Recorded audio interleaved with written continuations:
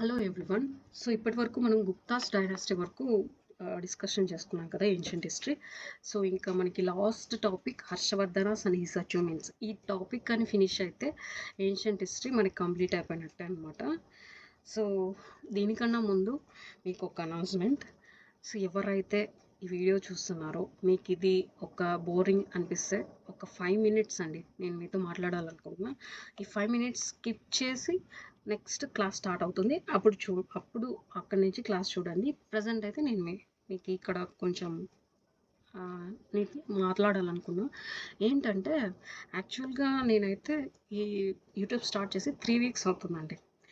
So నాకు views బాగా వస్తున్నాయి, చాలా బాగా వస్తున్నాయి. వ్యూస్ అవర్స్, వాచ్ అవర్స్ కూడా చాలా బాగా చూస్తున్నారు. సో నాకైతే నచ్చుతున్నాయని అనిపిస్తుంది, కానీ లైక్స్ మాత్రం ఎవరు చేయట్లేదు. చూస్తున్నారు బట్ లైక్స్ లేవు. సో నాకేమనిపిస్తుంది అంటే, చూస్తున్నారంటే మీకు ఈ టాపిక్ నచ్చే చూస్తున్నారని నేను అర్థం చేసుకోవాలా, లేదంటే లైక్స్ ఎవరు చేయట్లేదే అనేసి మీకు అర్థం కాలేదనుకోవాలా? నాకు అర్థం కావట్లేదు అనమాట. సో మీరు ఒకవేళ నచ్చకపోతే డిస్లైక్ అయినా చేయండి. మీరు లైక్ చేయడం వల్ల ఉపయోగం ఏంటంటే, నాకు నా యూట్యూబ్ ఛానల్ని యూట్యూబే ప్రమోట్ చేస్తుంది అదర్ ఆస్పిరెంట్స్కి అనమాట. సో మీరు చేయకపోయినా, సో అందుకోసం మీరు లైక్ చేయమంటున్నా. అది కూడా మీకు నచ్చితేనే చేయండి, లేకపోతే డిస్లైక్ అన్నా చేయండి. ఇది ఒక్కటే నేనైతే మీ నుంచి ఎక్స్పెక్ట్ చేసేది. సో ఇంకొకటి ఏంటంటే, అందరూ మోడర్న్ హిస్టరీ క్లాసెస్ అడుగుతున్నారు. యాక్చువల్గా నా ప్లానింగ్లో కూడా అదే ఉందన్నమాట. ఏన్షియంట్ హిస్టరీ కంప్లీట్ అయిపోయిన తర్వాత నేను మోడర్న్ హిస్టరీని స్టార్ట్ చేయాలనుకున్నాను, మీరు చెప్పకపోయినా. సో ఇంకొకటి ఏంటంటే, ఈ మిడీవల్ హిస్టరీ నేను ఈ మోడర్న్ హిస్టరీ చేస్తూ కూడా ప్యారలర్గా మిడీవల్ హిస్టరీ కూడా చేయాలనుకున్నాను. స్కిప్ ఏం చేయట్లేదు. So ancient history, medieval history నుంచి మనకి less questions compare to modern హిస్టరీతో పోలిస్తే వీటికి కొంచెం లెస్ క్వశ్చన్స్ అడుగుతారు ఎగ్జామ్లో. ఎందుకంటే మెయిన్ టాపిక్ అంతా మనకి ఈ హిస్టరీ నుంచే, అంటే ఈ మోడర్న్ హిస్టరీ నుంచి అడుగుతారనమాట. సో అందుకే మోడర్న్ హిస్టరీ కంపల్సరీగా ఈచ్ అండ్ ఎవ్రీ టాపిక్ ఇంపార్టెంటే మనకి. నేను సిలబస్ వైజ్ కూడా అని కాదు, మోడర్న్ హిస్టరీ అంతా కంప్లీట్ చేస్తా. అది కూడా నేను ఫాలో అవుతున్న ఈ జోగి నాయుడు టెక్స్ట్ బుక్ నుంచే. నేను ఏపీ హిస్టరీకి అండ్ ఇండియన్ హిస్టరీకి జోగి నాయుడు టెక్స్ట్ బుక్నే ఫాలో అవుతున్నా. సో ఇందులో నుంచే నేను ఎక్స్ప్లెయిన్ చేస్తాను అనమాట.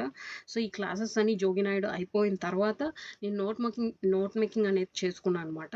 సో ఆ నోట్ మేకింగ్తో మీకు క్విక్ రివిజన్ అని క్లాసెస్ మళ్ళీ నెక్స్ట్ ఇవన్నీ కంప్లీట్ అయిపోయిన తర్వాత స్టార్ట్ చేస్తాను అనమాట. ఇంకా అదర్ సబ్జెక్ట్ వచ్చేసి నేను ఇంగ్లీష్ మీడియంలో చేయాలనుకుంటున్నా. ఎవరైతే తెలుగు మీడియం కావాలనుకున్న వాళ్ళు కమెంట్ చేయండి. నేను కంపల్సరీగా తెలుగు చేయడానికి మ్యాథ్స్ ట్రై చేస్తాను. సో నా తెలుగు నేనేం తెలుగు పండిట్ని కాదు. సో నేను పలికేటప్పుడు కొన్ని వర్డ్స్ తప్పుగా ప్రొనౌన్స్ చేస్తున్నా. అది నేనే వాచ్ చేస్తున్నప్పుడు నా వీడియోస్తో నాకు అర్థమైంది. నేను యాక్చువల్గా ఏన్షియంట్ హిస్టరీ మీరు గమనించారా, ఒక 3 వీక్స్ బిఫోర్, నేను 3 వీక్సే స్టార్ట్ చేసి ఈ యూట్యూబ్. ఈ 3 వీక్స్ బిఫోర్ మీరు ఫస్ట్ క్లాస్ విన్నారంటే నేను కొంచెం నర్వస్గా, నా వాయిస్ అనేది కొంచెం తడబడుతూ చెప్తున్నట్టు ఉండేది. కానీ మీరు అబ్జర్వ్ చేస్తే ఒక కొంచెం నాలో నేనే చేంజెస్ చూస్తున్నాను అనమాట. నాకు ఆ చేంజ్ తెలుస్తుంది. సో ఇప్పుడు మీతో కొంచెం కంఫర్టబుల్గా మాట్లాడుతున్నానంటే మీరు ఇచ్చిన కాన్ఫిడెన్సే. ఎందుకంటే మీరు చేస్తున్న వాచ్ అవర్సే నాకు కొంచెం బూస్టప్ అనిపించింది. ఇంతగా చూస్తున్నారంటే నా వీడియోస్ నచ్చే కదా అని కొంచెం ఒక ఎంతూజియాజం అనమాట. సో ఇలాగే సపోర్ట్ చేయండి అండ్ లైక్ చేయడం మాత్రం మర్చిపోదండి ప్లీజ్. అండ్ కమెంట్స్లో కొంతమంది నెంబర్స్ అడుగుతున్నారు. సో నేనేం ఇన్స్టిట్యూట్ రన్ చేయట్లేదు, మీలాగే నేను కూడా ఒక ఆస్పిరెంట్ అనమాట. సో నేను ఒకవేళ అకాడమీ రన్ చేస్తే కంపల్సరీగా నా డిస్క్రిప్షన్లో నెంబర్స్ మెన్షన్ చేస్తా. అంతేకాకుండా తమ్నైల్లోనే పెడతాను అనమాట నా నెంబర్స్. సో మీరు వరీ అవ్వాల్సిన అవసరం లేదు. అండ్ నేను అదర్ దాన్ సబ్జెక్ట్ రిలేటెడ్ ఏ టాపిక్స్ మీతో డిస్కషన్ చేయాలనుకోవట్లేదు. నా మెయిన్ ఎయిమ్ వచ్చేసి ఏపీపీఎస్సి గ్రూప్ 2 మనం ఒక మిషన్ అనుకున్నాం కదా, గ్రూప్ 2 జాబ్ తెచ్చుకోవాలంతే. సో అందుకోసం దానికి రిలేటెడ్ సబ్జెక్ట్ ఓరియంటెడ్ టాపిక్సే నేను మీతో డిస్కషన్ చేయాలనుకున్నా. అదర్ దాన్ సబ్జెక్ట్ మ్యాటర్స్ నాకు అవసరం లేదు, నేను డిస్కస్ కూడా చేయను మీతో. సో ఇప్పుడు వచ్చేసి ఈ పుష్యభూతి వంశం గురించి మనం డిస్కషన్ చేసుకుందాం. Let's start this session. Okay, ఇందులో పుష్యభూతి వంశాన్నే వర్తన వంశం అని కూడా పిలుస్తారు. సో వర్తన వంశం, ఈ రాజ్యం పాలించిన రాజ్యం ఎక్కడ ఈ పుష్యభూతి వంశం వారు పాలించిన రాజ్యం ఏంటంటే ఈ స్థానేశ్వర్ అనమాట. ఇది శ్రీకంఠ దేశం అని కూడా అంటారు దీన్ని. సో ప్రస్తుతం ఎక్కడుందంటే ఇది ఢిల్లీకి ఉత్తరాన ఉన్న మీరట్లో ఉందన్నమాట. ఢిల్లీకి ఉత్తరాన ఉన్న మీరట్లో ఉంది. ఈ పుష్యభూతి వంశానికి ఇంకొక పేరు ఉందన్నమాట. ఏంటి అది అంటే వర్తన వంశం అని. సో ఈ వర్తన వంశం అనే పేరు ఎలా వచ్చిందంటే వీళ్ళ వంశస్థుల అందరి నేమ్స్ చివర లేదా వాళ్ళకి వర్తన అనే నేమ్ ఉంటుందన్నమాట. ఈ వర్తన అనే నేమ్ ఉండడం వల్ల వీళ్ళ వంశానికి వర్తన వంశం అనేసి ఈ చరిత్రకారులు అభిప్రాయపడ్డారు. సో వీళ్ళలో మనకి జోగినాయుడు టెక్స్ట్ బుక్ ఎవరు చూసినా కూడా ఒక గ్లాన్స్ లాగా ఒక టేబుల్లోనే ఇచ్చేసింటారు మొత్తం ఒక క్విక్ గ్లాన్స్ అనేది. సో ఇక్కడ చూద్దాము. పుష్యభూతి వంశం యొక్క మూల పురుషుడు ఎవరంటే నరవర్తనుడు. సో ఈ నరవర్తనుడు పుష్యభూతి వంశం యొక్క మూల పురుషుడు అనమాట. గొప్పవాడు ఎవరంటే హర్షుడు అనమాట. యాత్రికులు ఎవరంటే ఉయాన్స్థాన్. తర్వాత ఆరాధ్య దైవం వచ్చేసి సూర్య భగవానుడు అనమాట. ఈ ప్రత్యేకతలు వచ్చేసి మోక్ష పరిషత్ ప్రత్యేకతలు అనమాట. రాజధాని వచ్చేసి స్థానేశ్వరం, కన్నౌజ్. ఇవి 2 రాజధానులు అనమాట. యుద్ధాలు నర్మదా యుద్ధం జరిగింది. సో ఇది క్రీస్తు శకం ఎప్పుడు జరిగిందంటే 640. సో అధికార మతం వచ్చేసి శైవం అనమాట. కానీ వీళ్ళు మళ్ళీ బౌద్ధంలోకి మారారు. సో అధికార భాష వచ్చేసి సంస్కృతం. కవులు వచ్చేసి బాణుడు అండ్ భర్తృహరి. సో బాణుడు అండ్ భర్తృహరి అనమాట. సో వీరి చరిత్రకు గల ఆధారాలు ఏంటంటే ఈ హ్యూలీ రచించిన the life of the master of the law. ఇది ఎవరు? ఇతను బౌద్ధ సన్యాసి అనమాట. హ్యూలీ వచ్చేసి బౌద్ధ సన్యాసి. సో ఇతను రాశారు. సో హుయాన్స్థాంగ్ రచించిన సియుకి. సో బాణుడు రచించిన హర్షచరిత్ర, కాదంబరి, పార్వతి పరిణయం. సో ఇవన్నమాట. హర్షుని రచనలు ఏంటంటే ఈ నాగానాదం, రత్నావళి, ప్రియదర్శిని. సో ఇవి హర్షుని రచించిన రచనలు అనమాట. హర్షుని శాసనాలు ఏంటంటే ఈ మధుబని సోఫనేట్, హర్షుని పాలన, బన్సికెరా, ఇవన్నమాట హర్షుని శాసనాల్లో ఉన్నాయి. సో ఇవి వీళ్ళ చరిత్ర గల ఆధారాలు చెప్తాయన్నమాట. అంతేకాకుండా ఈ 2వ పులకేశి శాసనం కూడా, ఈ ఐహోల్ శాసనం కూడా వీళ్ళ చరిత్రకు గల ఆధారం. సో ఇప్పుడు ఫస్ట్ నరవర్తనుడు గురించి చెప్పుకున్నాం. సో ఇతను ఎవరంటే మూల పురుషుడు. ఈ వంశంలోనే మూల పురుషుడు ఎవరు? నరవర్తనుడు. సో నెక్స్ట్ ఇతను స్థానేశ్వర ప్రాంతానికి చెందినవాడు అనమాట. దీనినే శాసనాల్లో శ్రీకంఠ దేశం అని కూడా పిలిచేవాళ్ళు. సో ప్రెసెంట్ ఎక్కడుంది? ఢిల్లీకి ఉత్తరాన ఉన్న మీరట్లో ఉందన్నమాట ప్రజెంట్.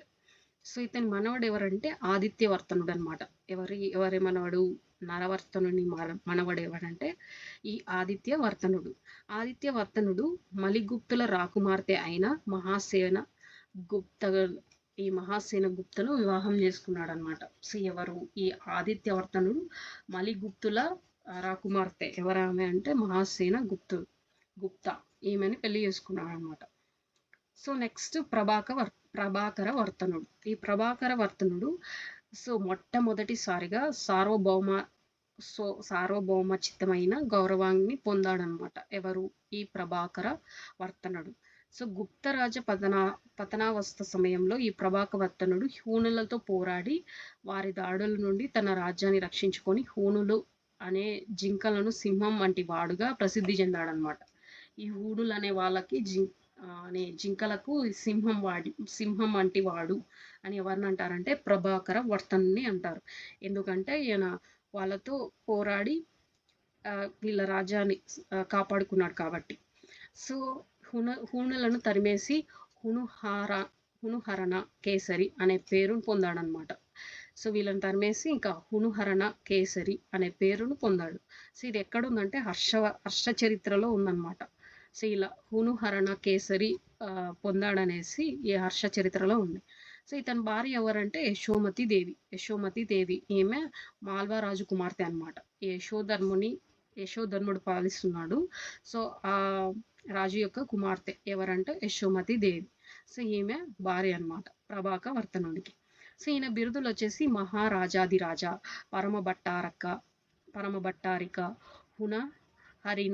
హూనహరిన కేసరి. హూనహరిన కేసరి. సో ఇది ఎందుకు వచ్చిందో కూడా మనకు తెలుసు. వీళ్ళని హూనులను తరిమేశారు కాబట్టి ఈయనకి ఈ పేరు వచ్చింది. హునహరిన కేసరి అని. సో నెక్స్ట్ వీళ్ళ సంతానం ఏంటంటే రాజ్యవర్ధనుడు, హర్షవర్ధనుడు. సో వీళ్ళ సంతానం ఎవరి సంతానం? ప్రభాకర వర్ధనుడు సంతానం రాజ్యవర్ధనుడు, హర్షవర్ధనుడు అనమాట. సో కుమార్తెలు ఎవరంటే రాజ్యశ్రీ. రాజశ్రీ వచ్చేసి వీళ్ళ కుమార్తె అనమాట.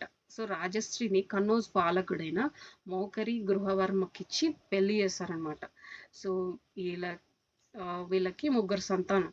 సో ఒకరు వచ్చేసి రాజ్యవర్ధనుడు, రెండవ వారు వచ్చేసి హర్షవర్ధనుడు. సో ఇతనే main hero of the ancient history of మన ఏపీపీఎస్సి సిలబస్లో. సో అందుకోసం ఈయన గురించే కదా అడిగారు మనల్ని. హర్షవర్ధనుడు ఈయన అచీవ్మెంట్స్ గురించి అడిగారు కాబట్టి సో మన మెయిన్ ఫోకస్ అంతా ఇతని మీదే ఉండాలి ప్రజెంట్ మన ఎగ్జామ్ రిలేటెడ్.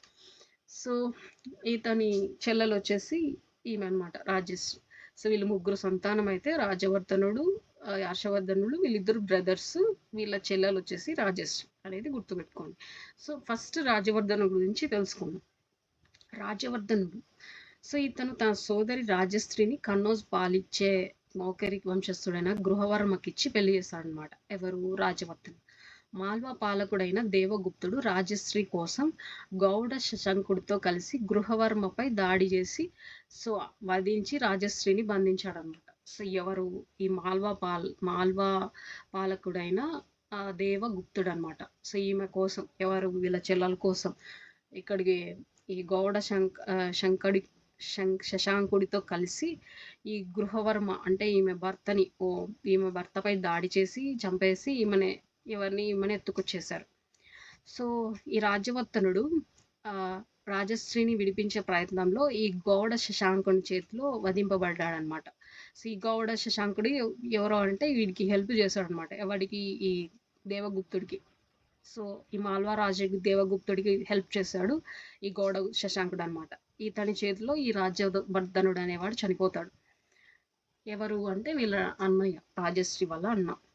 సో శశాంకుడు రాజశ్రీని బందీ చేయగా తప్పించుకొని విద్యారణ్యంలోకి పారిపోగా అచ్చట దివాకర మిత్ర అనే బౌద్ధ సన్యాసి ఆశ్రయం ఇచ్చాడనమాట. ఈమె ఇంకా ఈ కిడ్నాప్ చేసే ప్రయత్నంలో ఈమె తప్పించుకుంది ఎవరి చేతిలో నుంచి? శశాంకుడి చేతిలో నుంచి. అలా ఈ దివాకర మిత్ర అనే బౌద్ధ సన్యాసి దగ్గర ఆశ్రయం పొందిందనమాట. ఎవరు? ఈ రాజశ్రీ. సో ఇతని తర్వాత హర్షవర్ధనుడు రాజపాలన చేపట్టాడు అనమాట. ఇంకా తన అన్న చనిపోయాడు కదా ఈ రాజవర్ధనుడు. సో నెక్స్ట్ ఈ హర్షవర్ధనుడే ఇంకా పాలనా బాధ్యతలు తీసుకున్నారు. సో నెక్స్ట్ ఈ హర్షవర్ధనుడు అనమాట క్రీస్తు శకం 606 నుంచి 647 వరకు పాలించాడు అనమాట. ఎవరు? హర్షవర్ధనుడు. సో ఈయన జననం చూడండి క్రీస్తు శకం 590, క్రీస్తు శకం 606 సంవత్సరంలో 16 సంవత్సరాల వయసులోనే ఈ హర్షవర్ధనుడు రాజపుత్ర అనే బిరుదుని స్థానేశ్వర్ పాలనా బాధ్యతలను చేపట్టాడనమాట. అంటే అతి చిన్న వయసులోనే రాజు అయిపోయాడు, ఇంత పెద్ద బాధ్యతలు తీసుకున్నాడు. ఎవరు? హర్షవర్ధనుడు. సో అందుకనే మనకి సిలబస్లో ఇంపార్టెంట్ పర్సన్ అయి ఉండొచ్చు. సో 16 years అంటే చాలా చిన్న ఏజ్ కదా. అంత ఏజ్లో మనకి ఏం అవగాహన ఉంటుంది? రాజ్యాన్ని పరిపాలించే అవగాహన ఎవరికి ఉంటుంది? సో కానీ హర్షవర్ధనుడు ఆ టైంలోనే రాజు అయ్యాడు. సో అది కూడా వాళ్ళ అన్న చనిపోవడం వల్ల. సో మొదటి రాజధాని స్థానేశ్వర్ అనమాట. రెండవ రాజధాని ఈ కన్నౌజ్. సో ఈ టైంలోనే ఇతను పరిపాలిస్తూ ఉన్నాడు అనమాట. ఎవరు? హర్షవర్ధన్. సో ఈ హర్షుడు హర్షశకాన్ని ప్రారంభించాడు అనమాట క్రీస్తు శకం 606లో. సో ఇతని బిరుదులు వచ్చేసి మూడవ అశోకుడు. ఎవరిని పిలుస్తారంటే హర్షవర్ధన్ నుండి ఉత్తరపథ స్వామి అని, రాజపుత్ర అని, శిలాదిత్య అనేసి, తర్వాత పరమ భట్టారక అని, సకలోత్తర పదేశ్వరుడు అని, తర్వాత పరమ భట్టారకుడు అనేసి. సో ఈయనకున్న టైటిల్స్ అనమాట. సో ఈ టైటిల్స్ అన్నీ ఇంపార్టెంటే. మనకి టైటిల్స్ అన్నీ ఇచ్చేసి ఇందులో లేనిది అడుగుతాడు, లేకపోతే ఇందులో సరికాని ఆప్షన్ అని, లేకపోతే మ్యాచ్ ద ఫాలోయింగ్స్ ఇచ్చేనా, లేకపోతే స్టేట్మెంట్స్ వైజ్ అసెషన్స్ అండ్ రీజనింగ్ ఎలా అయినా అడగచ్చు క్వశ్చన్. మనం అన్నిటికీ ప్రిపేర్డ్ ఉండాలి. సో హర్షవర్ధన్ టైటిల్స్లో అన్ని క్లియర్గా చూసుకోండి. సో మూడవ అశోకుడు ఉత్తరపథస్వామి, రాజపుత్ర, శిలాదిత్య, పరమభట్టారక, సకలోత్తర పదేశ్వరుడు. నెక్స్ట్ పరమభట్టారకుడు. సో ఈ నేమ్స్ అన్ని ఈయన టైటిల్స్ అన్నమాట. సో ఇంచుమించుగా ఉత్తర పదంలోనే ఎక్కువ భాగాన్ని కలిగి ఉండటం వల్ల హర్షుడు సకలోత్తర ఉదానాథుడని కీర్తింపబడ్డాడు అనమాట. సో ఈయనకి ఎక్కువగా ఈ ఉత్తరం సైడే ఉన్నాయన్నమాట. ఈ భూభాగం అంతా ఈ ఉత్తరం సైడే ఉంది కాబట్టి ఈయన సకలోత్తర ఉదానాథుడు అని పిలిచుండొచ్చు అనేసి అన్నారనమాట. సో హర్షవర్ధన్ సరిహద్దులు ఏంటంటే ఉత్తరం వైపు అయితే కాశ్మీర్, దక్షిణం వైపు అయితే నర్మదా నది, ఈ తూర్పునైతే బ్రహ్మపుత్ర నది, ఈ పశ్చిమాన అయితే గుజరాత్ అనమాట. సో ఇవి 4 దిక్కుల ఈయనకున్న సరిహద్దులు. సో హర్షవర్ధన్ సమకాలీన రాజులు ఎవరంటే ఈ బాదమి పశ్చిమ చాళుక్య రాజు, పశ్చిమ చాళుక్యులు అంటారు కదా బాదమి వాళ్ళు.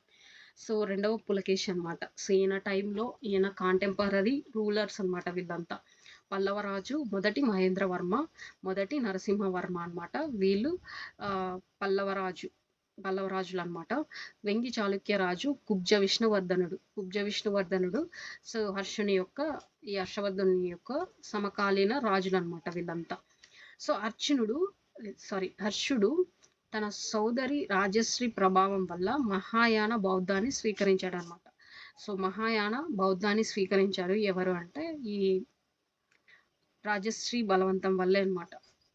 ఈయన హర్షుడు బౌద్ధ మతాన్ని స్వీకరించింది. చూడండి, ఫస్ట్ ఈయన శైవ మతాన్ని ఫాలో అయ్యేవాడు.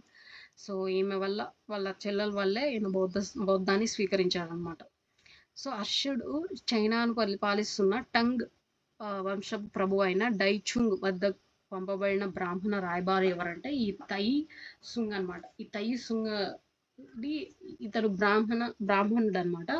రాయబారిగా పంపించాడు ఎవరి చైలాని పాలిస్తున్న టంగ్ వంశ ప్రభు దగ్గరికి. ఎవరో అతనంటే డైచుంగ్, అది గుర్తుపెట్టుకోండి. ఈ చైనా నుండి హర్షుడు ఆస్థానానికి చైనా రాయబారిని పంపిన చైనా ప్రభు ఎవరంటే ఈ డైచుంగే. సో చైనా రాయబారిని కూడా చైనా ప్రభు ఈ డైచుంగ్ పంపించాడు అనమాట. సో క్రీస్తు శకం 629లో చైనా యాత్రికుడు హుయాన్సాంగ్ హర్షవర్ధన స్థానాన్ని విజిట్ చేశారు. సో ఇతను అంతేకాకుండా ఈ సియుకి గ్రంథాన్ని కూడా రచించాడు అనమాట. ఎవరు? ఈ హ్యుయాన్సాంగ్. సో హర్షవర్ధనుడు బౌద్ధ మతాన్ని పోషించాడనమాట. సో ప్రతి 5 సంవత్సరాలకు ఒకసారి ప్రయాగాలో మహామోక్ష పరిషత్ను జరిపించేవాడు. సో ఇది మొత్తం 6 సార్లు జరిగిందనమాట ఈ మహామోక్ష పరిషత్. సో తాను 5 సంవత్సరాలు సంపాదించిన సొమ్మును ఈ మహామోక్ష పరిషత్ పేదలకు పంచేవాడు అనమాట. సో ఇది ఏర్పాటు చేసి ప్రయాగలో సో ఇతను సంపాదించినాడు కదా ఒక 5 yearsగా. సో ఆ సొమ్ము అంతా వీళ్ళకి దానం చేశారు. సో నెక్స్ట్ క్రీస్తు శకం 630లో సర్వమత సమ్మేళనకు కనోజ్ వద్ద నిర్వహించారనమాట. ఈ సభకు ఎవరు అధ్యక్షత వహించారంటే హుయాన్సాంగ్ అధ్యక్షత వహించారు. సో ఈ సభలో బుద్ధుని యొక్క బంగారు విగ్రహాన్ని రూపొందించారనమాట. ఎక్కడ?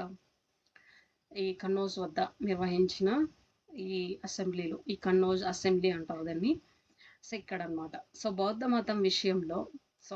మతాన్ని విదేశాల్లో వ్యాప్తి చేయటకు కూడా ఇందులో ఈ సభలో నిర్ణయం తీసుకున్నారు. సో హర్షవర్ధని శాసనాల్లో సో ఇవి ఉన్నాయన్నమాట. ఇలా వేయించారు. మధుబాన్ శాసనం, ఈ బన్నికెర శాసనం, సోనేపట్ శాసనం హర్షుడు వేయించిన శాసనాలు అనమాట ఇవన్నీ. మధుబాన్ శాసనం, బన్నికేర శాసనం, సోనేపట్ శాసనం అన్నమాట. ఇవన్నీ హర్షుడు వేయించిన శాసనాలు.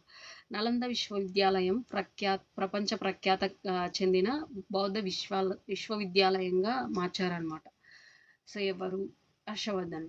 సో హ్యుయాన్సాంగ్ తన గ్రంథం సియుకిలో కూడా ఈ నలంద విశ్వవిద్యాలయం గురించి ఉంది. సో నలంద విశ్వవిద్యాలయ ప్రవేశం కొరకే మొట్టమొదటిసారిగా పోటీ పరీక్షలు కూడా ప్రవేశపెట్టారు. ఎవరు? హర్షవర్ధనుడు.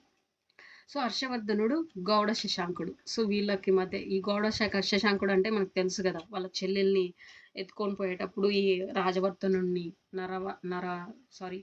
వీళ్ళ హర్షవర్ధనుడిని వాళ్ళ అన్న రాజవర్ధనుడే కదా, సో అతన్ని చంపేస్తారు కదా, రాజ్యవర్ధనుడిని చంపేస్తారు. సో ఎవరు? గౌడ శశాంకుడు. సో అతనే అనమాట. సో కన్నౌజ్ను పాలించిన ఈ మోకరి వంశస్థులు గౌడ కామరూప రాజుల మధ్య వైరం కొనసాగుతూ ఉండేది.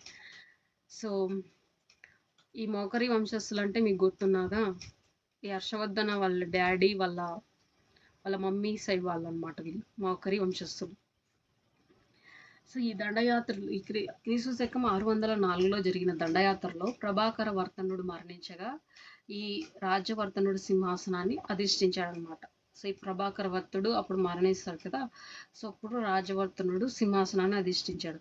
ఈ మాల్వా రాజు దేవగుప్తుడు కన్నౌజ్పై దండెత్తి ఈ గృహవర్మను వధించేసి ఈ రాజశ్రీని ఎత్తుకొని పోతారు వీళ్ళు.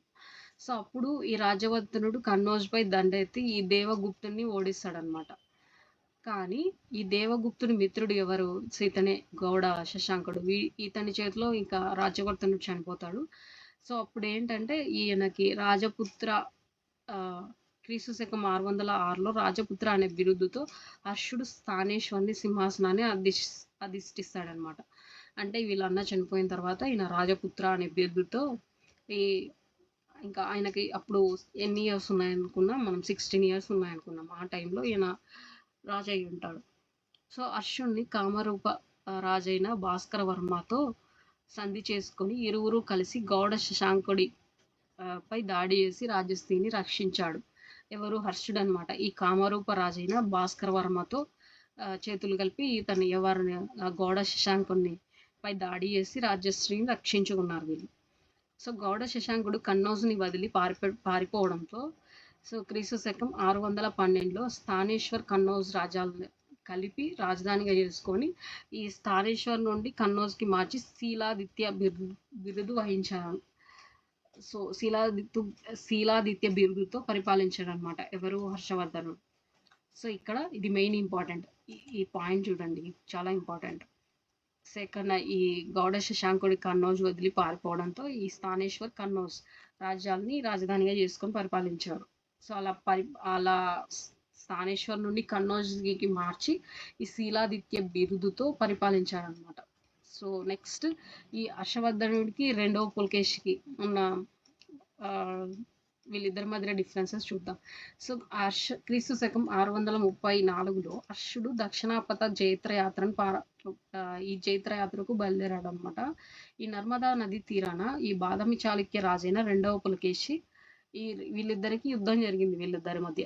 సో ఈ యుద్ధంలో హర్షవర్ధనుడు ఓడిపోయి రెండవ పులకేశి నుండి సకలోత్తర పతేశ్వర అనే బిరుదు పొందగా గెలిచిన ఈ రెండవ పులకేశి హర్షుడి నుండి దక్షిణ పతేశ్వర అనే బిరుదు పొందాడనమాట. సో ఓడిపోయినందుకు హర్షవర్ధనుడు ఈ రెండవ పులకేశి చేత ఈ సకలోత్తర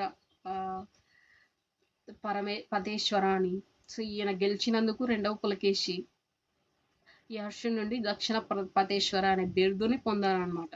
సో ఇక్కడ వీళ్ళ మధ్య యుద్ధం జరిగినప్పటికీ సో వీళ్ళిద్దరూ ఈక్వల్ స్ట్రెంగ్త్తోనే పోరాడారనమాట. ఈక్వల్గానే ఇద్దరు సమయుజ్జీలే అనమాట. సో ఇలా పోరాడారని చెప్పే శాసనం ఏంటంటే ఈ హైదరాబాద్లో పాకిస్తాన్ అనమాట. ఈ శిలాశాసనం అనమాట. సో హైదరాబాద్ శిలాశాసనం చెప్తుంది. సో ఈ స్టోరీ అంతా ఉంది కదా, ఇవన్నీ వీటి గురించి చెప్పేది ఏ శాసనాలు అంటే ఐహోల్ శాసనంలో రెండవ పులకేశి వేయించారు. ఇది ఐహోల్ శాసనాన్ని రచించింది ఎవరంటే ఈ రవికీర్తి అనమాట. సో ఈయన శాసనాల్లో ఉంది, ఈ శాసనాల్లో ఉందన్నమాట. ఈయన హర్షవర్ధనుడి అండ్ రెండవ పులకేశి గురించి.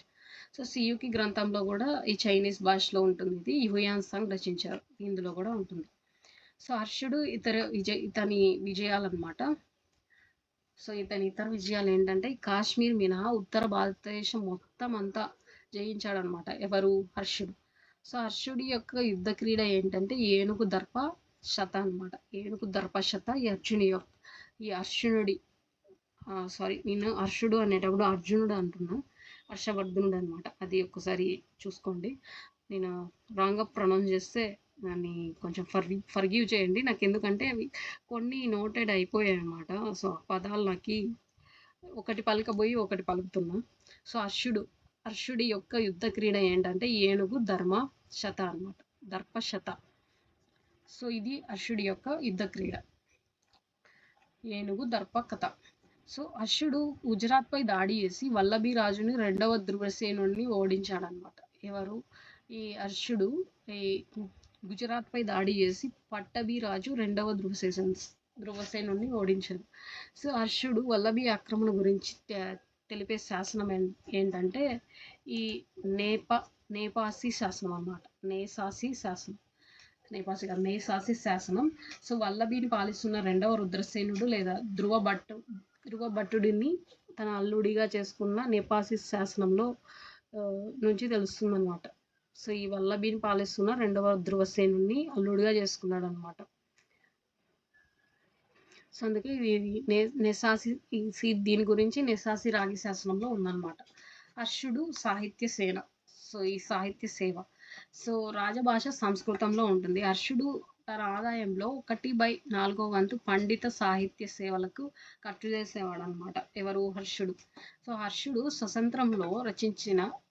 సంస్కృతంలో రచించిన నాటకాలు ఏంటంటే ఈ నాగానందం, రత్నావళి, ప్రియదర్శిని అన్నమాట. సో ఇవి హర్షుడు రచించిన నాటకాలు, సంస్కృత నాటకాలు. సో నాగానందంలో పూర్తిగా అహింసో పరమో ధర్మ అన్న సూత్రంపై రాయబడింది అనమాట ఈ నాగానందం పూర్తిగా. సో హర్షుని ఆస్థాన కవులు రచనలు రచయితలు వచ్చేసి ఈ బాణుడు రాసిన హర్ష చరిత్ర, కాదంబరి, పార్వతి పరిణయం, ఈ చండీ శతకం అనమాట. మయూరుడు సూర్య శతకం, అష్టశతకం. సో ఇవి రచనలు అనమాట. భర్తృహరి వచ్చేసి సుభాషిత శతకం. సో ఇది నీతి, శృంగార, వైరాగ్య శతకాల గురించి చెప్తుంది. ఈ సుద్దాల వచ్చేసి ఉదయగిరి, సో ఉదయ సుందరి కథ అనమాట. సో ఇది సుద్దాల.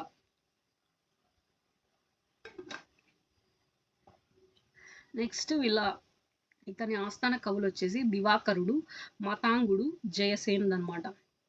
ఎవరి ఆస్థాన కవులు? హర్షవర్ధుని ఆస్థాన కవులు. సో హర్షుడు జీవిత చరిత్రను రచించింది ఎవరంటే ఈ బాణుడు రచించిన హర్ష చరిత్ర అనమాట. హర్షుడి యొక్క జీవిత చరిత్ర అనమాట. సో హర్షుని పాలనా విధానం ఎలా ఉండేదంటే సో పాలనా సౌలభ్యం కోసం రాజ్యాల్ని ఈ విధంగా విభజించారు. రాజ్యం, దేశ, భుక్తి, విషయ, పతాక, గ్రామం అని. సో ఈ రాజ్యాన్ని పరిపాలించేది రాజు అనమాట. ఈ విషయాలకి విషయాధిపతి హెడ్గా ఉంటారు. సో ఈ దేశానికి రాజస్థానియ అనే అతను ఈ హెడ్గా ఉంటారనమాట. భుక్తి అంటే ఉపారిక మహారాజు ఆర్ లోకపాలుడు అంటారు భుక్తి. సో ఈ పతక అంటే కొన్ని గ్రామాల సముదాయాన్ని పతక అంటారు. గ్రామాధ్యక్షుడు. సో ఈ గ్రామం అంటే గ్రామాధ్యక్షుడు. సో స్థానిక పాలన నిర్వహించిన అధికారులు ఎవరంటే ఈ భోగపతి, ఆయుక్త, ప్రతిపాలకుడు. సో వీళ్ళు వచ్చేసి స్థానిక పాలన నిర్వహించిన అధికారులు అనమాట. ఈ భోగపతి, ఆయుక్త, పాలకుడు. సో హర్షుని సార్వభౌముడిగా అంగీకరించిన వారిని సామంత మహారాజు అని వాళ్ళనమాట. ఈ హర్షుని సార్వభౌమ అధికారాన్ని అంగీకరించిన వాళ్ళని. సో మంత్రివర్గం ముఖ్య అధికారులు ఎవరంటే ఈ హర్షుడి కాలంలో మహాబలాధికృత అంటే ఒక సేనాని అనమాట. సో కూటక అంటే న్యాయ శాఖ అధికారి. ఈ భాండాగార అధికృత అంటే కోశాధికారి అనమాట. ఈ భాండగారికాధికృత వచ్చేసి కోశాధికారి అనమాట. మహాప్రతిహార వచ్చేసి అంతఃపుర పర్యవేక్షకుల్ని ప్రతిహార అంటారు. అయుక్తక భోగపతి పన్నులను వసూలు చేసి బంధించాడు అనమాట. ఈ పన్నులు వసూలు చేసిన అధికారులు అనమాట. సో ఎవరు? ఈ అయుక్తక భోగపతి. సో సర్వగాత గూఢాచార యంత్రాంగం. సర్వగాత అంటే గూఢాచార యంత్రాంగం. రాజస్థానియ అంటే విదేశీ వ్యవహారాలు. సో రాజస్థానియ అంటే విదేశీ వ్యవహారాలు. సో మహాదండనాయక అంటే పోలీస్ నిబంధనలు అనమాట. మహాదండనాయక ఎవరంటే ఈ పోలీస్ విధులను ఆచరించేవారు. సో మహాసంధి విగ్రహారీకృత అంటే యుద్ధ వ్యవహారాల గురించి చూసుకునే పర్సన్ అనమాట. మహాసంధి విగ్రహాధికృత ఎవరంటే యుద్ధ వ్యవహారాలను చూసుకునే పర్సన్. సో ఈయన కాలంలో ఆర్థిక పరిస్థితులు ఎలా ఉంటాయంటే ప్రధాన వృత్తి వ్యవసాయం. సో వ్యవసాయం అనమాట. ప్రధాన ఆదాయ పన్ను మార్గం ఏదంటే భూమి శిస్సు నుంచి వస్తుంది. ఈ భూమి శిస్సు 1/6 వంతు వేస్తారు. ముఖ్య పరిశ్రమ వస్త్ర పరిశ్రమ అనమాట. ముఖ్య ఎగుమతి ఏంటంటే సుగంధ ద్రవ్యాలు. సో ప్రతి గ్రామానికి సగటున 1333 ఎకరాలు భూమిని ఉన్నట్లు ఈ బాణుడు హర్షచరిత్రలో రాశారనమాట. సో ఈ కాలంలో పరిముద్ర అనే ప్రాంతంలో 60 రోజులు కోతకు ఇచ్చే ఒక నూతన రకమైన వరి వంగడాన్ని సాగు చేసినట్లు ఎవరు చెప్పారంటే ఈ హ్యూయాన్ సాంగ్ చెప్పారు. సో ఇప్పుడే కాదు, మనకి ఆ టైంలోనే హై హీల్డ్ ఈ విత్తనాలు అనేవి దొరికాయి అనమాట. చూడు, అందుకే ఇంత హై హీల్డ్ వెరైటీ ఆఫ్ రైస్ని వీళ్ళు పండించారనమాట అనేసి ఎప్పుడు ఈ హ్యూయాన్ సాంగ్ హ్యూయాన్ సాంగే చెప్పారనమాట. సో నీటి పారుదల తుల యంత్రాలు వాడినట్లు సియుకి చెప్పారనమాట.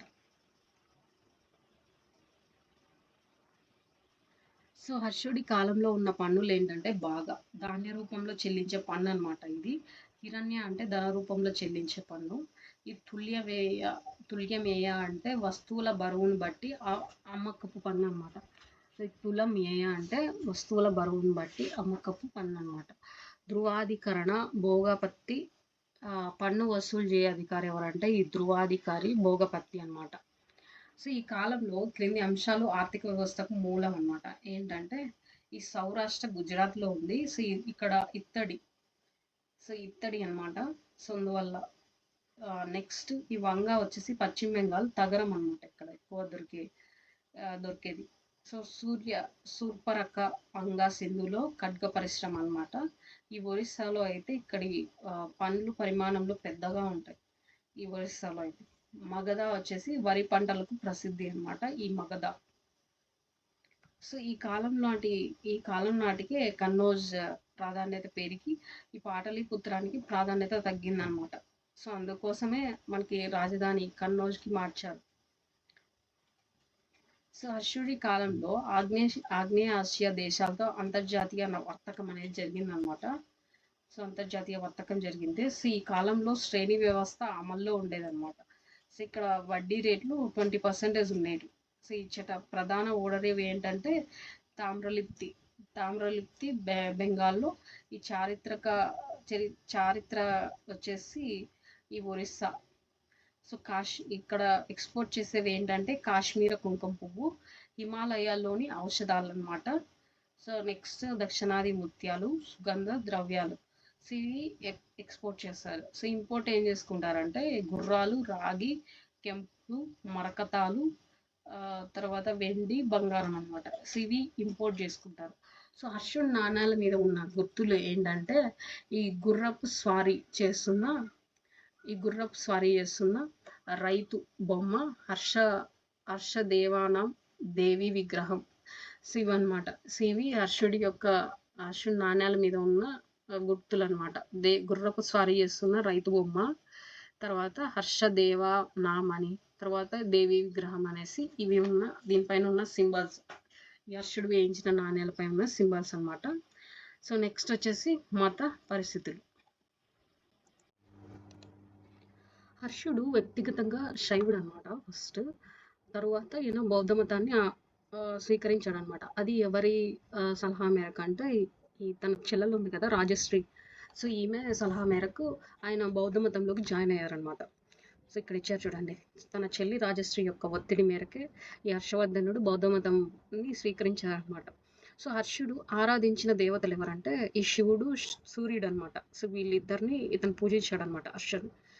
సో ఇతడు శైవుడు అనే విషయాన్ని తెలియజేస్తున్న ఇతని బిరుదు ఏంటంటే పరమహేశ్వర అనేసి ఈయన బిరుదు అనమాట. ఈయన శైవుడు అనే విషయాన్ని తెలియజేసే బిరుదు ఏంటంటే ఈ పరమ మహేశ్వర అనే బిరుదు అనమాట. సో హర్షుణ్ణి పరమ మహేశ్వరుడిగా పేర్కొన్న శాసనాలు ఏంటంటే ఈ బన్సిక్కెర శాసనం అండ్ మాతుబన్ శాసనం అనమాట. ఈ మాతుబన్ శాసనం, బన్సిక్కెర శాసనాలు ఈయన పరమ మహేశ్వర అనే బిరుదు ఉందనేసి ఈ శాసనాలు చెప్తున్నాయన్నమాట. సో హర్షుడు శివుని, సూర్యుని, బుద్ధుని సమానంగా పూజించాడని తెలిపే చరిత్రకారుడు ఎవరంటే ఈయన ఆర్సి ముజుందర్ చెప్పాడు. సో ఈయన హర్షుడు ఈ శివుణ్ణి, సూర్యుని, ఆల్సో బుద్ధుని కూడా సమానంగా పూజించాడు అనేసి ఎవరు చెప్పారంటే ఆర్సి ముజుందర్ చెప్పాడనమాట. సో ఈయన పేరు గుర్తుపెట్టుకోండి, RC Majumdar. So next హ్యూయాన్ song వచ్చేసి హిందూ మతంను దేవ మతంగా పేర్కొన్నాడనమాట. హిందూ మతాన్ని గా ఎవరు పేర్కొన్నారంటే హుయాన్ సాంగ్.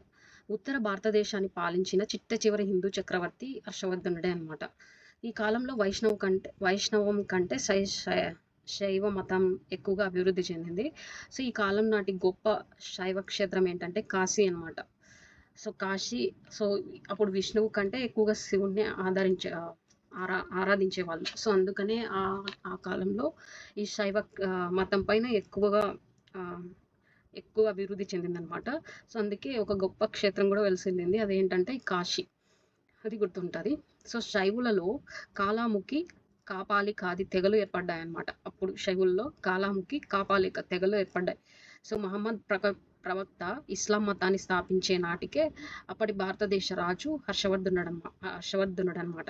సో ఈ మహమ్మద్ ప్రవక్త ఈ మెడివల్ మనకి హిస్టరీలో ఉన్నారు కదా, మహమ్మద్ ప్రవక్త ఈయన ఇస్లాం మతాన్ని స్థాపించే అప్పటికే ఈ మన భారతదేశంలో హర్షవర్ధనుడు ఉన్నారనమాట.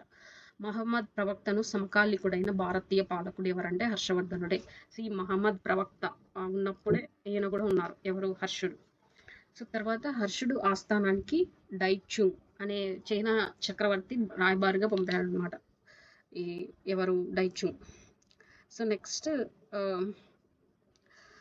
డైచుంగ్ వద్దకు హర్షునిచే పంపబడిన బ్రాహ్మణ రాయబారి ఎవరంటే ఈ తాయి సుంగ్ అనమాట. తాయి సుంగ్ హర్షుడు పంపించాడు ఎవరి దగ్గరికి, ఈ డైచుంగ్ దగ్గరికి. సో హర్షుడు సిర్పూర్లో లక్ష్మణుని ఇటుకల ఆలయంను నిర్మించాడనమాట. సిర్పూర్లో ఈ లక్ష్మణుని ఇటుకల ఆలయాన్ని నిర్మించాడనమాట హర్షవర్ధనుడు. బ్రాహ్మణ మతం పుంజుకోగా బౌద్ధ మతం క్షీణించింది.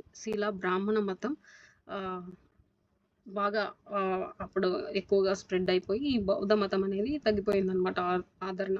సో జైనం స్థిరంగా ఉంది, వైష్ణవం కంటే శైవం ఆదరణ పొందిందనమాట.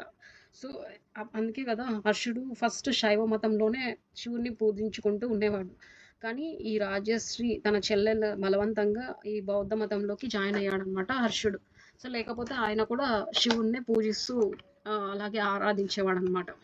సో ఇది మనం గుర్తుపెట్టుకోవాలి. ఇంకొకటి హర్షుడు తన ఇక్కడ ఉన్నాయి చూడండి, హర్షుడు బౌద్ధ మతం అంటే సో తన సోదరి రాజశ్రీ ప్రభావం చేతనే ఈ బౌద్ధ మతంలోకి జాయిన్ అయ్యారని. సో నెక్స్ట్ కన్నౌజ్లో గొప్ప మహాయాన సదస్సు నిర్వహించారనమాట. సో ఈ కన్నౌజ్లో గొప్ప మహాయాన సదస్సు నిర్వహించారు. సో హర్షుడు బుద్ధుని దంతాలను కాశ్మీర్ నుంచి తెప్పించి ఈ కన్యాకుబ్జలో సంగారామంలో నిక్షిప్తపరిచాడు అనమాట. ఎవరు, హర్షుడు కాశ్మీర్ నుంచి బుద్ధుడి దంతాలు ఉంటాయి కదా, అవి తెప్పించి ఈ సంగారామాల్లో, ఈ కన్యాకుబ్జంలోని సంగారామంలో భద్రపరిచారనమాట. సో నెక్స్ట్ కన్నౌజ్ పరిషత్ క్రీస్తు శకం 643లో జరిగింది. సో ఇక్కడే కదా హర్షుడు మహాయాన పరిషత్ను క్రీస్తు శకం 643లో నిర్వహించారు. సో తర్వాత దీనికి అధ్యక్షత వహించింది ఎవరు, హుయాన్ సాంగ్, మనకి ఇది ఆల్రెడీ తెలుసు. సో జరిగిన ప్రదేశం ఎక్కడ అంటే కన్నౌజ్లో అనమాట. కన్నౌజ్లో జరిగింది ఈ కన్నౌజ్ పరిషత్. అది ఈజీగానే గుర్తుంటుంది, ఎందుకంటే కన్నౌజ్ పరిషత్లోనే కన్నౌజ్ ఉంది కాబట్టి. ఎవరు అధ్యక్షత వహించారంటే ఈ హుయాన్ సాంగ్ అధ్యక్షత వహించారు అనేది గుర్తుండాలి. సో ఈ పరిషత్ ఈ క్రింది వారు హాజరయ్యారనమాట. ఎవరెవరు హాజరయ్యారంటే సామంత రాజులు ఉన్నారు కదా ఈయన కాలంలో. సో ఇలా 18 మంది సామంత రాజులు ఈ పరిషత్తుకి హాజరయ్యారనమాట. శ్రమణులు ఒక 3000 మంది, తర్వాత బ్రాహ్మణులు ఒక 3000 మంది, నిర్గాంధులు ఒక 3000 మంది. నిర్గాంధులు అంటే ఇంతకు ముందు క్లాస్లో నేను గుప్తాస్ డైనాసిటీలోనే నిర్గాంధులు అంటే మీకు డెఫినేషన్ చెప్పాను. సో నిర్గాంధులు అంటే ఎవరు అనేది నాకు కమెంట్ చేయండి. నలంద బౌద్ధ సంగారామం నుండి బౌద్ధ పండితులు ఒక 1000 మంది వచ్చారనమాట. సో 18 మంది సమంత రాజుల్లో హాజరైన వారిలో ముఖ్యుడు ఎవరంటే ఈ కామరూప భాస్కర వర్మ అనమాట. సో ఎవరు, ఈ కామరూప భాస్కర వర్మ. సో నెక్స్ట్ వచ్చేసి ఇచ్చట సో మొదట పెద్ద గోపురం నిర్మించబడి తర్వాత బుద్ధుని బంగారు ప్రతిమను ప్రతిష్ఠించి ఊరేగించారనమాట. సో ఈ ఊరేగింపులో మహాయాన పరిషత్ ప్రారంభమైంది. గోపురం అగ్ని ప్రమాదం, సో ఈ గోపురంలో ఒక అగ్ని ప్రమాదం కూడా జరిగిందనమాట.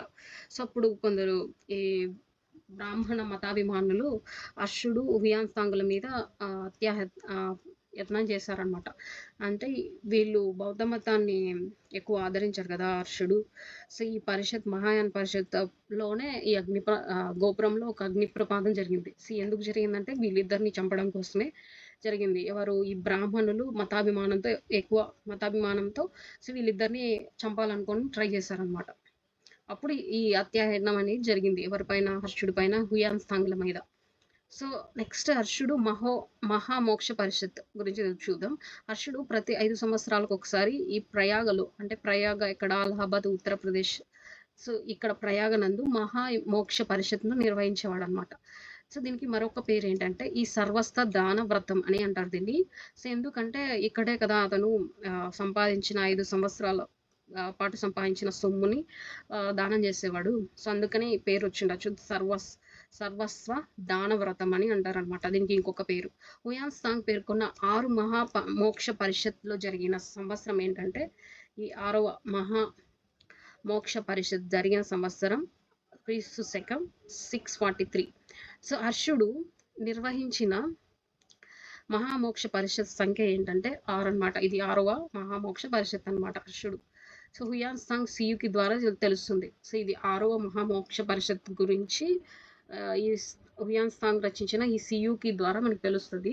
సో, అన్ని మతాల వారిని దాన ధర్మాలు చేయడం మహామోక్ష పరిషత్ ముఖ్య ఉద్దేశం అనమాట. సో, దీంట్లో ఒకే మతంకే కాకుండా మొత్తం అన్ని మతాలని ఆదరించాడనమాట. సో, ఈ దాన ధర్మాలు అన్ని మతాలకి చెందాయి. అన్ని మతాలకి దానం చేశారు. ప్రతి 90 రోజులకి 90 రోజులకు జరిగేదనమాట. ప్రతిసారి ఒక 90 రోజులకు ఒకసారి జరుగుతుంది ఇది.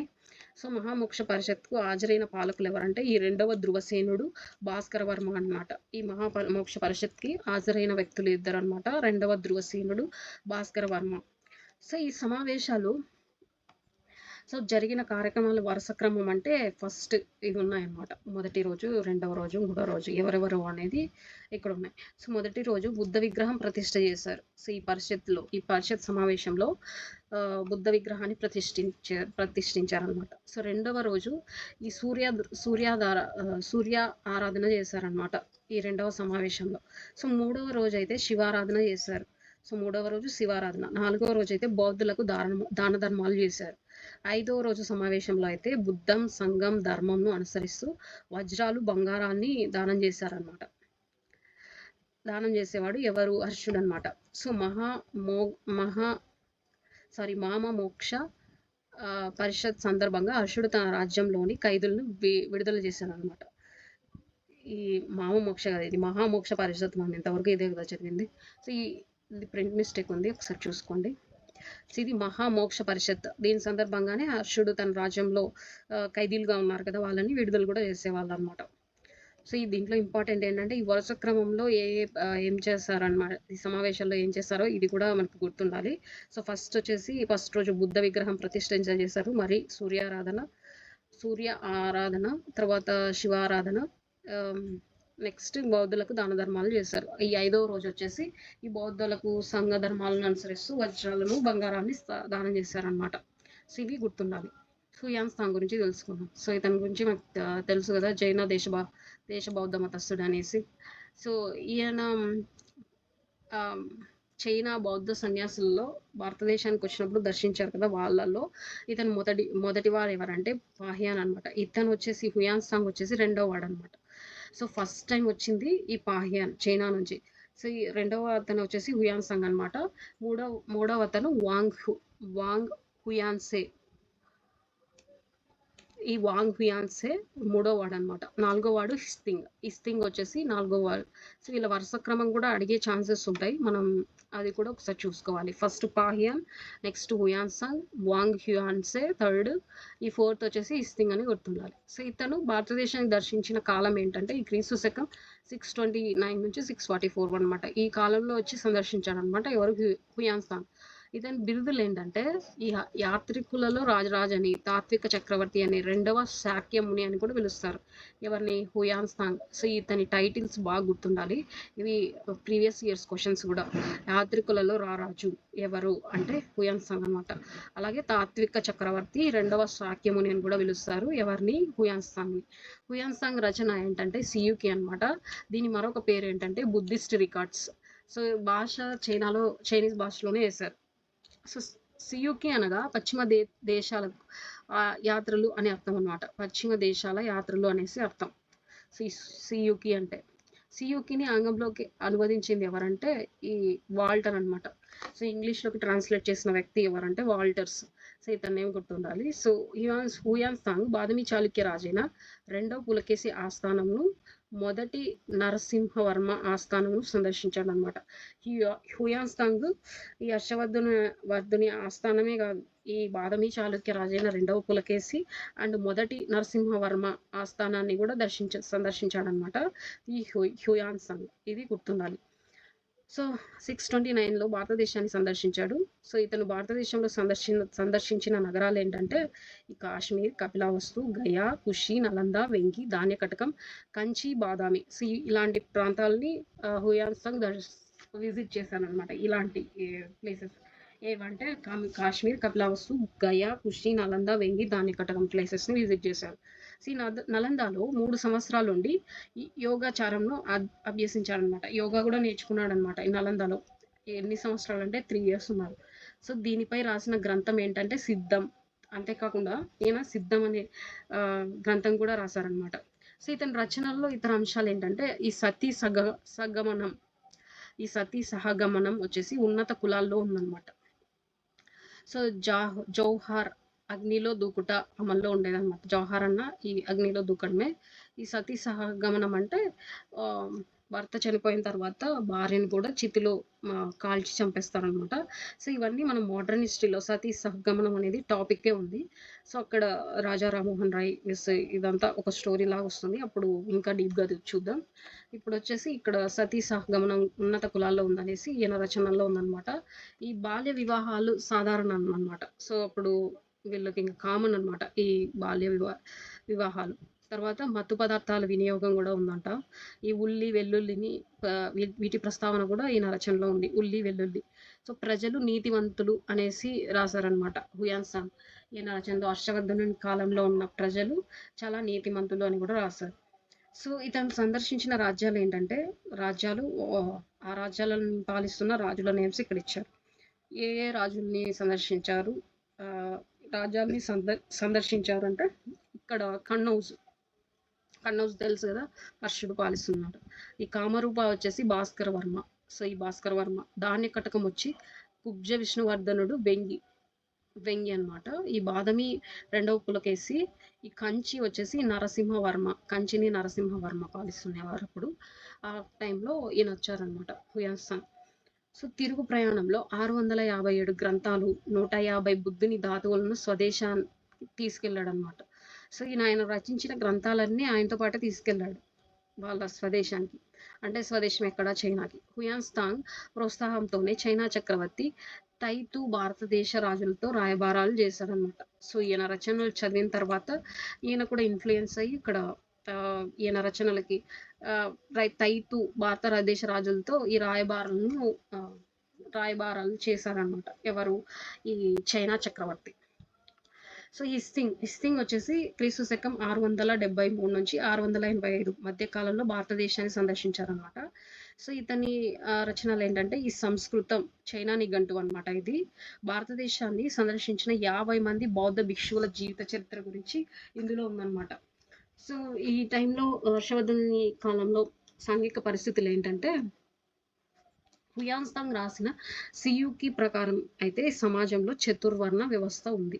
సో అప్పటి నుంచి ఈ చతుర్వర్ణ వ్యవస్థ ఉంది. సో దీనివల్ల మనకి ఫ్యూచర్లో చాలా ఇంకా ఎన్నో సంఘటనలు జరుగుతాయి. అవన్నీ మనం మోడర్న్ హిస్టరీలో ఇంకా అన్ని డీటెయిల్గా చూస్తాం. సో ఇక్కడ వచ్చేసి ఇప్పుడు ఈ ఆస్థానంలో వచ్చేసి బ్రాహ్మణ, క్షత్రియ, వైశ్య, శూద్ర. సో ఇవన్నీ మనకు తెలుసు కదా. బ్రాహ్మణులు అంటే నోటి నుంచి పుట్టారని, క్షత్రియులు అంటే భుజం నుంచి పుట్టారని, వైశ్యులు అంటే తొడల దగ్గర నుంచి పుట్టారని, ఈ శూద్రులు అంటే పాదాల కింద పుట్టారని ఇవన్నీ చదివాం గదా మనము. సో, ఇలా చతుర్వర్ణ వ్యవస్థ గూడా ఆచరణలో ఉండేదనమాట. సాంఘిక ఇలా ఈ హర్షవర్ధనుడు పాలిస్తున్న ఆ టైంలో. సో, తర్వాత ఇవి ఎన్నో కులాలు, ఉపకులాలుగా గూడా వచ్చాయన్నమాట. సో, ఇలా అప్పుడు 4 ఉండేటివి. మళ్ళీ వీటిలో గూడా డిఫరెంట్ డిఫరెంట్ టైప్స్ ఆఫ్ కులాలు ఇలాగే వచ్చాయన్నమాట. సో, హర్షుడు తన రాజ్యంలో జంతువధను నిషేధించాడు. సో, ఈయన గూడా అశోకుల్లాగే జంతువధను నిషేధించాడన్నమాట హర్షవర్ధనుడు. సో, కసాయి వారు, నిషాదులు, మత్స్యకారులు, చండాలులు మొదలైన అపరిశుభ్ర వృత్తుల వారు గ్రామాలకు దూరంగా వారి కోసం ప్రత్యేకించిన స్థలాల్లో నివసించేవాళ్ళనమాట. సో, దీన్ని బట్టి చూస్తే వీళ్ళు ఇప్పటికీ అంటే హర్షవర్ధనుని కాలంలో గూడా వీళ్ళు గ్రామాలకు వెలుపలనే జీవించేవాళ్ళనమాట. ఎవరు? ఈ కసాయి ఇలా కొంచెం లో క్లాస్ వర్క్స్ చేస్తారు గదా! వీళ్ళందరూ అనమాట. కసాయి వాళ్ళు అంటే ఇలా జంతువుల బలి చంపి అమ్ముకుంటారు కదా మాంసాన్ని. సో, వాళ్ళనమాట. నిషాదులు, మత్స్యకారులు వీళ్ళంతా అప్పుడు అంటే ఇంకా వీళ్ళకి అంత ఫ్రీడమ్ అనేది లేదు. వీళ్ళకు అందరితో సమానంగా నివసించే వాళ్ళు కాదనమాట. నిషేధించిన పదార్థాలను తిన్నవారికి కూడా వెలివేశారనమాట. సో, హర్షవర్ధనుడు ఇవి తినకూడదు అనేసి కొన్ని రూల్స్ కూడా ఉన్నాయన్నమాట ఈయన కాలంలో. వాటిని పాటించకుండా ఉన్నవారికి వాళ్ళని కూడా వీళ్ళతో పాటే వెలివేసేవారనమాట. అంటే గ్రామాలకు దూరంగా బతికేవాళ్ళు వాళ్ళున్న ప్లేస్లో కాకుండా వేరే అదర్ ప్లేసెస్కి పంపించేవాళ్ళు. బాల్య వివాహాలు జరిగేవి కావు, వితంతు వివాహాలు లేవు, సతీ సహగమనం అనేది ఆచరణలో ఉండేదన్నమాట. ఆచరణలోకి వచ్చింది. సో, జౌహార్ కూడా ఆచరణంగా రూపుదిద్దుకుంది. అంటే ఇది కూడా మంటల్లో దూకి చావడం. ఇది కూడా వన్ టైప్ ఆఫ్ సతీలాగే అనమాట. కానీ ఇక్కడ భర్త చనిపోయిన తర్వాత జరిగితే ఇది అగ్నిలోకి దూకుతారు జౌహార్లో అయితే. సో, అయితే సంగీ నృత్య గానాలు కూడా అతి కొద్ది మందికి, అందులోనూ కులీన స్త్రీలకు మాత్రమే పరిమితమయ్యాయి. సో, ఎవరికి ఈ సంగీ నృత్య గానాలు. సో, ఈ కాలంలో రాజద్రోహ నేరం చేసిన వాళ్ళకి యావజ్జీవ కారాగార శిక్ష విధించేవాళ్ళనమాట. సో, మరణ శిక్ష అయితే అమల్లో లేదు అప్పట్లో. సో, యావజ్జీవ కారాగార శిక్ష అంటే బతికున్నంత కాలం జైల్లోనే వాళ్ళు శిక్ష అనుభవిస్తూ అక్కడే ఇంకా వాళ్ళకి ఇంకా అన్నీ అక్కడే. సో, కాశీ, ప్రయాగ నాడు హైందవ మత కేంద్రాలుగా వర్ధిల్లాయన్నమాట. ఈ కాశీ, ఈ ప్రయాగ ఈ 2 హైందవ మత కేంద్రాలుగా ఉన్నాయన్నమాట. ప్రతి గ్రామానికి సగటున 133 ఎకరాల భూమి ఉన్నట్లు బాణుడు తెలిపాడన్నమాట. ఎవరు? బాణుడు చెప్పారు. సో, ఈ హర్షుడి కాలంలో ఇతర అంశాలు ఏంటంటే, హర్షుడు క్రీస్తు శకం 647లో మరణించాడనమాట. హర్షుడి మరణాంతరం తర్వాత మగధలో అనంతర గుప్త వంశీకుడైన ఈ ఆదిత్య సేనుడు సార్వభౌమోచితమైన స్థితిని ప్రకటించుకున్నాడు. సో, ఈయన చనిపోయిన తర్వాత ఈ ఆదిత్య సేనుడు రాజు అయ్యారు. సో, ఈ హర్షుని మిత్రుడైన భాస్కర వర్మ హర్షుని రాజ్యానికి చెందిన కర్ణ సువర్ణ సమీప ప్రాంతాలను తన రాజ్యంలో విలీనం చేసుకున్నాడు అనమాట. ఎవరు? ఈ హర్షవర్ధనుని ఫ్రెండ్ ఎవరు? భాస్కర వర్మ. ఇతను హర్షుడి రాజ్యానికి చెందింటాయి కదా అవన్నీ ఈ కర్ణ సువర్ణ ఈ ప్లేసెస్ని ఆయన వాళ్ళ రాజ్యంలోకి కలిపేసుకున్నాడు. ఎవరు? భాస్కర వర్మ. భారతదేశంలోని భూభాగాలను ఐక్యం చేసిన కొద్ది మంది ప్రాచీన హిందూ రాజుల్లో హర్షుడు ఒకరనమాట. అన్నది ఎవరంటే ఈ ఆర్సి బెనర్జీ అన్నారు. సో, ఐక్యం చేసి పాలించిన ప్రాచీన హిందూ రాజుల్లో ఈ హర్షుడు కూడా ఒకరనమాట. అది గుర్తుండాలి. సో, ప్రాచీన భారతదేశాన్ని పాలించిన గొప్ప చక్రవర్తుల్లో హర్షుడు ఒకడనమాట అని చెప్పింది రాయచూదర్ అనమాట. సో, ఆనాటి రాజకీయ ఆర్థిక కారణాల వల్ల హర్షుడు భారతదేశాన్ని ఐక్యం చేయలేకపోయారనేసి ఈ రొమిల్లా దాఫర్ అన్నారు. సో, ఉత్తర భారతదేశ చరిత్రలో చివరి గొప్ప హిందూ సామ్రాజ్య నిర్మాత అనేసి ఆర్సి ముజుందర్ అన్నారనమాట. సో, హర్షునిలో అశోక, సముద్రగుప్త, విక్రమాదిత్యల మేలి గుణాలు మేళవించాయి అనేసి ఎవరన్నారంటే ఆర్కే ముఖర్జీ. సో, మనం చూసాం కదా హర్షుల్లో వీళ్ళకి హర్షుడు కొంచెం సిమిలర్గా వీళ్ళు ఫాలో అయిన కొన్ని ఇతను ఫాలో అయ్యాడనమాట. అందుకే ఆర్కే ముఖర్జీ ఇలా అన్నారు. సో, వీళ్ళకి రిలేటెడ్ క్యారెక్టరిస్టిక్స్ ఉన్నాయనేసి ఎవరికి? హర్షవర్ధనుడికి. సో, ఈయన కాలంలో ఇంకా నలంద విశ్వవిద్యాలయం చాలా ఫేమస్ అనమాట. అంతేకాకుండా దీని నిర్మాత ఎవరంటే మొదటి కుమారగుప్తుడు. మనం గుప్తాస్ డైనాసిటీలో చదువుకున్నాం కదా. ఈ విశ్వవిద్యాలయాన్ని ఎవరు నిర్మించారంటే మొదటి కుమారగుప్తుడు. సో నలంద అనగా నిలుపుదల అని తెలుసు, అప్పుదల ఎరుగని అని అర్థం అన్నమాట. సో ఈ విశ్వవిద్యాలయం గురించి తెలుసుకోవడానికి ప్రధాన ఆధారాలు ఏంటంటే మనకి హుయాన్సాంగ్ హిస్సింగ్ రచించిన రచనలే. సో ఎందుకంటే ఈ నలంద విశ్వవిద్యాలయం గురించి వీళ్ళే వాళ్ళ రచనల్లో ఎక్కువ రాశారనమాట. సో ఈ విశ్వవిద్యాలయం నిర్వహణ కొరకే హర్షవర్ధనుడు 100 గ్రామాలను దానం చేశాడనమాట. సో 100 గ్రామాలని దానం చేశారు ఈ విశ్వవిద్యాలయం కోసం. సో ఇక్కడి మరాఠీ అధికారి ఎవరంటే చంద్రకీర్తి అనమాట. ఈయన రచనలు ఏంటంటే మూల మాధ్యమిక. సో గొప్ప గ్రంథానికి ఈ గొప్ప గ్రంథానికి భాష్యమైన ప్రసన్న పదను రచించాడనమాట. భాష్యమైన ప్రసన్న పద, ఈ ప్రసన్న పదను రచించారు ఎవరు? చంద్రకీర్తి రచన అనమాట. సో హుయాన్సాంగ్ కాలంలో ప్రధాన ఆచార్యుడు ఎవరంటే ఈ శీలభద్రుడు. సో ఇది మనం గుప్తాస్ డైనాసిటీలోనే చదివాం. ఈ చక్రవర్తి తర్వాత ఇక్కడి మఠాధికారులు వరుసగా ధర్మకీర్తి, శీలభద్రుడు అని.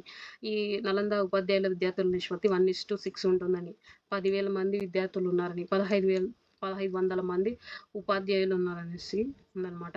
సో ఈ యూనివర్సిటీ ప్రజెంట్ ఆక్స్ఫర్డ్ యూనివర్సిటీలతో పోల్చవచ్చు అనమాట. ఎందుకంటే అంత ఫేమస్ అప్పట్లో. ఇక్కడ విద్య అంత బాగా టీచ్ చేసేవారు.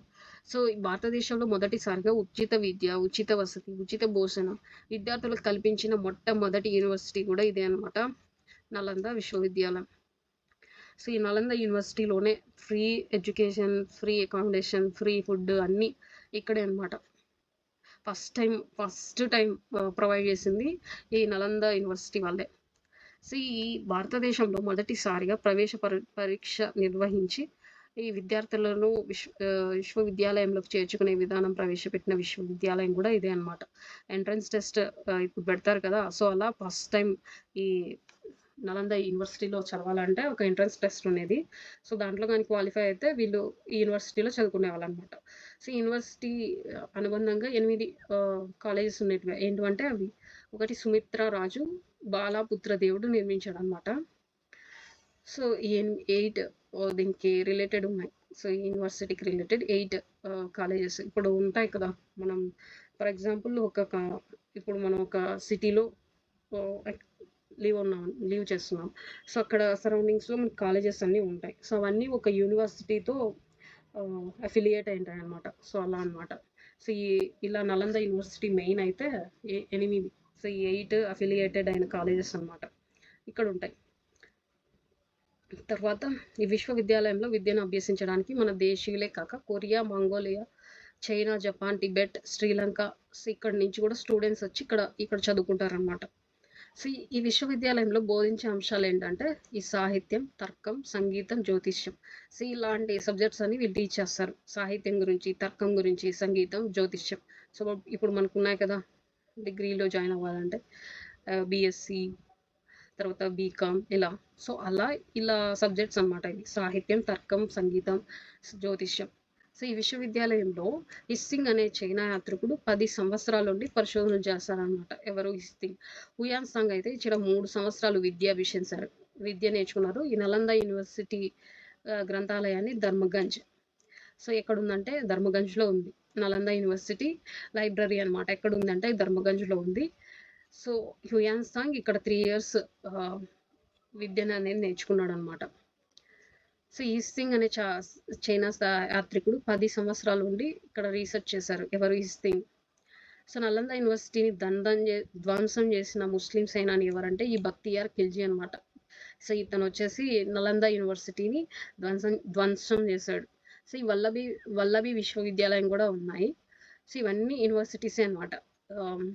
ఈ విక్రమశిల యూనివర్సిటీ, ఉద్దండపుర విశ్వవిద్యాలయం, తర్వాత జగద్యాల విశ్వవిద్యాలయం, సోమపుర విశ్వవిద్యాలయం. సో ఇవన్నీ యూనివర్సిటీసే.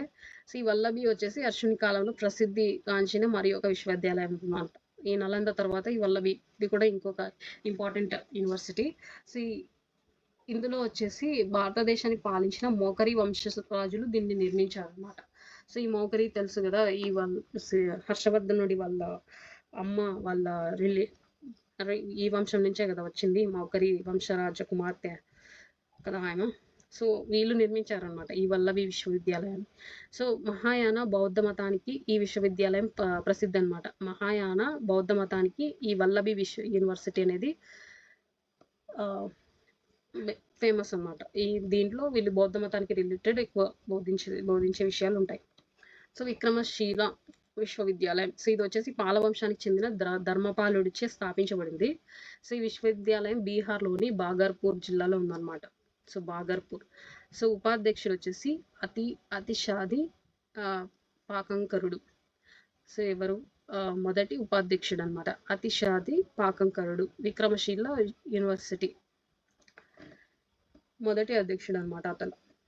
సో ఇక్కడ ఈ ఉద్దండపుర విశ్వవిద్యాలయము ఇక్కడ కూడా దీన్ని స్థాపించింది గోపాలుడు అనమాట. సో నలంద యూనివర్సిటీకి 6 మైళ్ళ దూరంలో ఉన్నారనమాట. 6 మైళ్ళ దూరంలో ఉంది ఈ ఉద్దండపుర విశ్వవిద్యాలయం. ఏ యూనివర్సిటీ కంటే నలంద యూనివర్సిటీకి ఈ 6 మైళ్ళ దూరంలో ఉంది. సో జగద్యాల విశ్వవిద్యాలయం, సో ఇది వచ్చేసి స్థాపించింది రామపాలుడు అనమాట. తాంత్రిక బౌద్ధ మతానికి ఈ విశ్వవిద్యాలయం ప్రసిద్ధి అనమాట. సో తాంత్రిక బౌద్ధ మతానికి. సో నెక్స్ట్ సోమపుర విశ్వవిద్యాలయం. సో ఈ విద్యాలయాన్ని స్థాపించింది ఎవరంటే దేవపాలుడు అనమాట. సోమపుర అనే ప్రాంతం తూర్పు పాకిస్తాన్లో భాగంగా ఉందన్నమాట. సో ఇది అన్ని మన ఇండియాలో ఉంటే ఇది పాకిస్తాన్లో ఉంది సోమపుర అనే ప్రాంతం. సో ఈ సోమపుర యూనివర్సిటీ ఎక్కడ ఉందంటే పాకిస్తాన్లో ఉంది. సో ఇంతటితో హర్షవర్ధన అండ్ హిజ్ అచీవ్మెంట్స్ అని ఇచ్చారు కదా. సో ఇతని గురించి అంతా ఇంత అనమాట. సో మనకి పర్టికులర్గా టాపిక్లో ఈయన నేమ్ మెన్షన్ చేసి ఇచ్చారు కాబట్టి అట్లీస్ట్ ఒక 2-3 బిట్స్ అయినా ఎక్స్పెక్ట్ చేయొచ్చు. సో ఇంతటితో మనకి ఏన్షియంట్ హిస్టరీ అనేది కంప్లీట్ అయిపోయింది. సో ఇవి నేను రివిజన్ పర్పస్ చేస్తున్నాను. మనం హిస్టరీ అనేది ఒకసారి చదివితే గుర్తుండేది కాదు. ఎవ్రీ టైం రీడ్ చేస్తూ ఉండాలి, ప్రొనౌన్స్ చేస్తూ ఉండాలి. అప్పుడే మనకి ఆ వర్డ్స్ అనేవి చాలా ఫెమిలియర్ అయిపోతాయి, మనం ఈజీగా ఆన్సర్ చేయగలుగుతాం. So thank you for watching and bye. మనం మోడర్న్ హిస్టరీ స్టార్ట్ చేస్తున్నాం. సో అక్కడ కలుద్దాం.